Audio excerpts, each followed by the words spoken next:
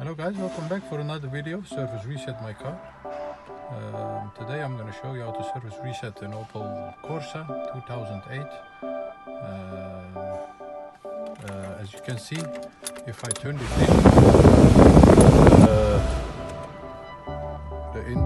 inspection indicator blinks, and I'm going to show you how to reset that manually. But before we start, I would mention our YouTube channel, Service Reset My Car. We really appreciate it if you would subscribe to our channel. We have more than 80 videos about other cars or of how to service reset them manually. So if you're interested, you can check them all. And if you like our videos, thumbs up please. Okay, now let's start with this one. Turn the ignition off. If we press this button, the light of the odometer turns on.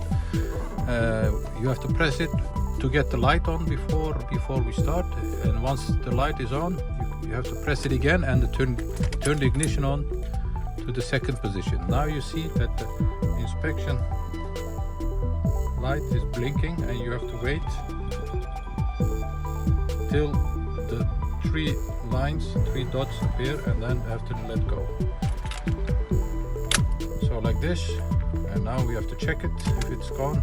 So now you can see that the inspection indicator doesn't blink anymore. So once again, turn the ignition off, one touch on the button to get the light on, press this button again, hold it, turn the ignition on, and you see this blinking, inspection blinking. And after a while you get these stripes, and once that appears, the surface has been reset.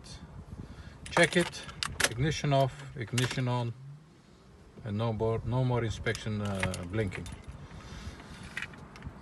Thanks for watching, and if you like our videos, thumbs up please, and subscribe to our channel to see more videos and to help us develop more videos. Thank you for watching. See you next time. Bye bye.